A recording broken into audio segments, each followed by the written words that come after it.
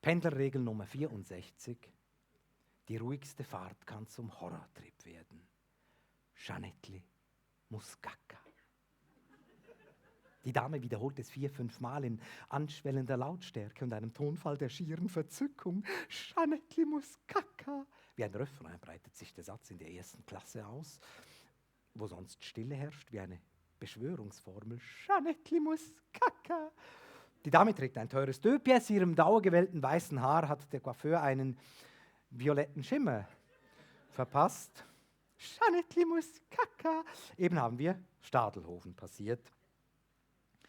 Die Dame zückt ein hellblaues Spitzentaschentuch und macht sich an Jeanettli zu schaffen. Jeanettli ist, ich kenne mich da nicht so aus, vermutlich ein Pudel, trägt eine ähnliche Frisur wie Frauchen und sitzt auf dessen Schoß.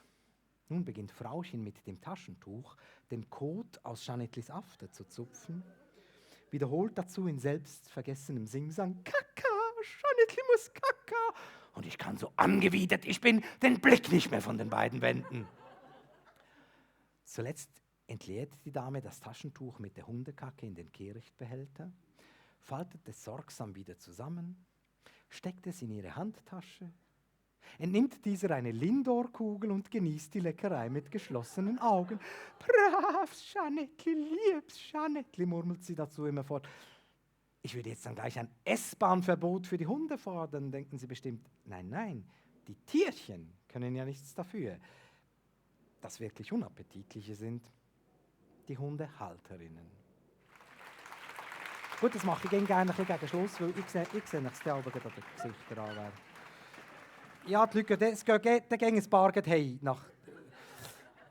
Und ich habe jetzt auch gemerkt, es gibt ja, 2 Themen, die du meiden so als Kolumnist. Ja, wenn du nicht willst, dass sie dir vor Leserbrief oder am Montag die Mailbox zuschiessen. Es gibt eigentlich 2 Bevölkerungsgruppen, wo du einfach ein bisschen Rücksicht nehmen musst. Dann, am Donnerstag noch die alten Männer, weißt, auch noch mit der Schreibmaschine. Sie verreckt der Dreck-Kommunist. Und beim Cabri ist, dass sie auf die Tastatur ein Loch ins Papier gibt. Die Briefe kommen dann aber gegen Donnerstag, oder? B-Post, das reizt noch das Porto, oder?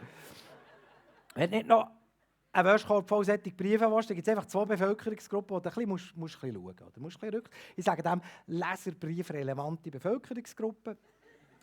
Das eine sind die Stündler und das andere sind eben die Hündeler. Gute Nacht miteinander.